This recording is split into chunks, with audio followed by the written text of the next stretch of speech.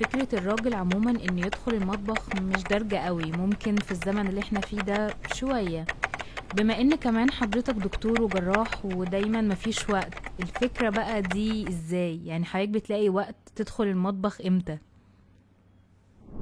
انا مش عارف انت عرفتي قصه ان انا بحب المطبخ ازاي، بس انا هقول لك ببساطه. بص يا ستي، انا من وانا 17 18 سنه خلاص عشت لوحدي، فمفترض ان انا عايش لوحدي بقى، عندي بيت يعني شقه وبتاع والكلام ده كله، فطبيعي ان انا شخص بني ادم عايز ياكل يعني، فطبيعي ابتديت اتعلم الطبخ. فكان تعلمي للطبخ ده كان حاجه مش هوايه بقى، كان اجبار في الوقت ده، لان انت مضطر غصب عنك ان انت تعمل لنفسك اكل وشرب والكلام ده كله. بعد فتره بقى اتحولت بقى القصه من انها اجبار بقيت حب بقى، انت بتحب تعمل ده. وفعلا يعني لا انا شاطر جدا في الموضوع دوت يعني، جدا، لان خلاص بقيت يعني محترف بقى زي ما بيقولوا، اللي هو لا بحب انزل اشتري الطلبات من تحت اصلا، يعني المكونات نفسها بحب اشتريها من السوق بايديا، بحب اروح اعمل الاكل بايديا. ولادي بيحبوا فكره ان انا اعمل لهم اكل او الكلام ده كله. طبعا عندي وقت مشغول والكلام ده، بس لا في ايام مبقاش عندي وقت مشغول فبعمل ده. بحب اطبخ، بحب اطبخ بشكل عنيف يعني. هي اللقطه بقى اللي بتبقى دايما مضايقه الناس حواليا، اللي انا لما بدخل اطبخ دايما بيبقى دايما المطبخ محتاج حد يخش يروقه مثلا بتاع 3 ساعات ولا 4 ساعات، لان بطلع كل حاجه تقريبا، يعني كل حاجه بتبقى مش موجوده في مكانها، فمحتاج حد يقعد بقى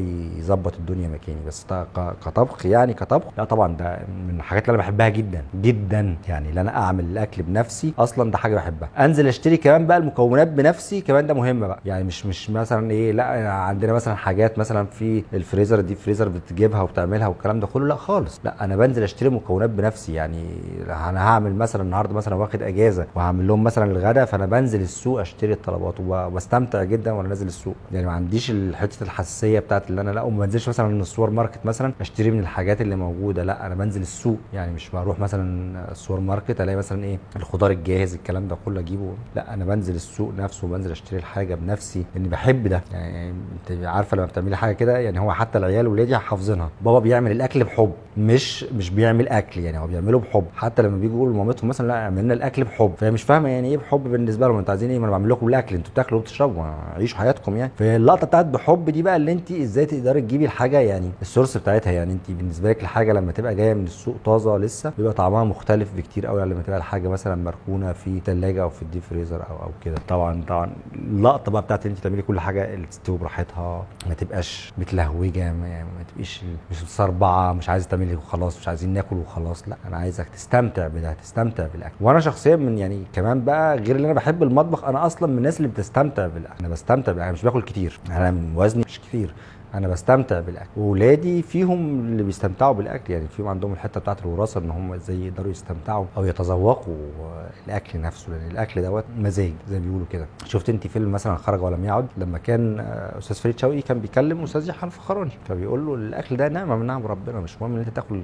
كتير، غني فقير الكلام ده كله، هو ده نعمه، هو فعلا نعمه يعني. تدوقي طعم الاكل، تحسي طعم الاكل نفسه، ده لا ده مهم طبعا. فمن ضمن هواياتي اللي انا بحب طبعا اللي انا اطبخ بايدي واللي انا اشتري الحاجه بايدي يعني. ما عنديش مثلا فكره مثلا ايه ابعت البواب يشتري لك الحاجه أو لا، انا احب انا انزل انا بايدي، او السواق يجيب لك حاجتك، مش الكلام ده.